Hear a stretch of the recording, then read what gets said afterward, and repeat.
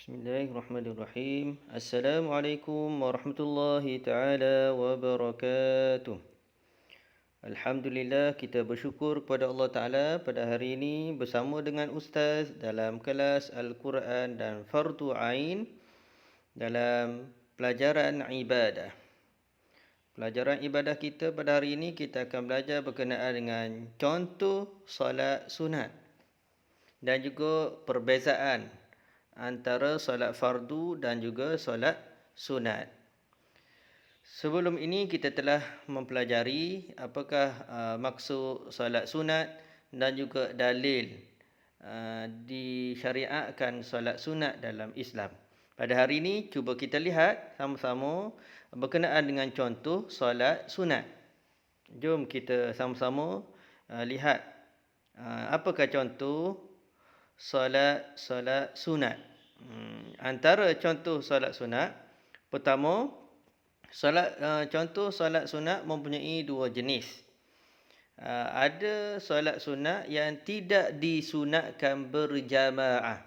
Mana disunatkan untuk sembahyang bersendirian.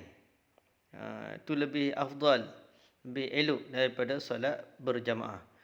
Dia antara ini yang pertama, jenis yang pertama solat sunat, iaitu tidak disunatkan buat secara berjamaah. Apa dia? Cuba kita lihat. Contoh solat sunat yang tidak disunatkan berjamaah, antaranya itu solat sunat hajat. Solat sunat hajat. Yang kedua, solat sunat tahiyatul masjid. Yang ketiga, solat sunat rawatib.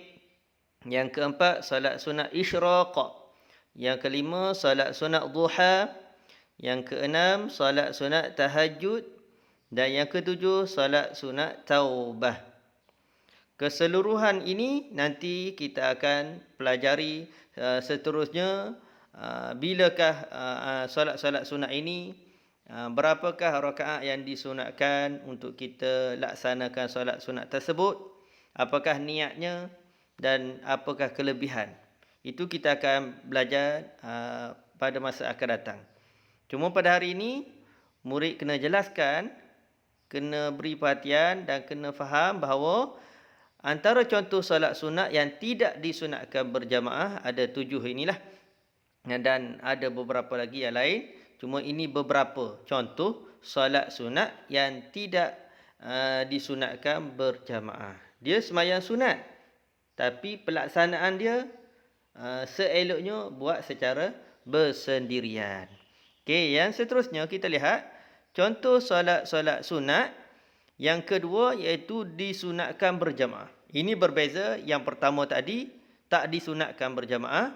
Yang kedua ini, pelaksanaan solat sunat yang kita akan lihat ini disunatkan buat secara berjamaah. Itu lebih baik. Itu apa dia contohnya? Yang pertama, solat sunat gerhana matahari dan bulan. Bila berlaku gerhana sama ada matahari atau bulan, maka disunatkan solat ini solat sunat dan pelaksanaan dia disunatkan buat secara berjamaah. Yang kedua, solat sunat 2 hari raya, iaitu hari raya Aidilfitri pada minggu lepas dan solat sunat hari raya Aidil Adha yang akan datang. Itu 2 solat sunat hari raya disunatkan buat secara berjamaah. Yang ketiga, solat sunat tarawih yang kita laksanakan pada bulan Ramadan yang lepas. Selepas waktu Isyak, kita buat solat sunat tarawih. Yang lebih afdalnya kita buat secara beramai-ramai, secara berjamaah. Jamaah itu maksud dia beramai-ramai. Yang keempat iaitu solat sunat witir. Dan yang kelima iaitu solat sunat minta hujan. Ini berlaku bila musim kemarau. Maka kita disunatkan untuk memohon dengan Allah Ta'ala supaya Allah turunkan hujan, yang mana solat itu dinamakan sebagai solat sunat minta hujan, ataupun dalam bahasa Arab dia disebut solat sunat istisqa. Kelima-lima ini sunat dilaksanakan secara berjamaah, secara beramai-ramai. Ini contoh solat sunat. Contoh solat sunat. Seterusnya kita lihat pada hari ini, iaitu apakah perbezaan antara solat fardu dengan solat sunat? Ada beza tak? Sudah pasti ada beza antara solat sunat dengan solat fardu. Yang pertama kita lihat, apakah solat fardu? Solat fardu ini diwajibkan kepada setiap orang yang mukallaf. Wajib kena buat. Setiap orang yang sudah sampai umur baligh, wajib dia kena buat. Itu solat fardu yang 5 waktu yang utamanya. Yang kedua, berdosa jika meninggalkannya. Kalau kita tak buat, kita tinggal secara sengaja, maka kita akan berdosa bagi solat fardu. Tidak boleh kita tinggalkan.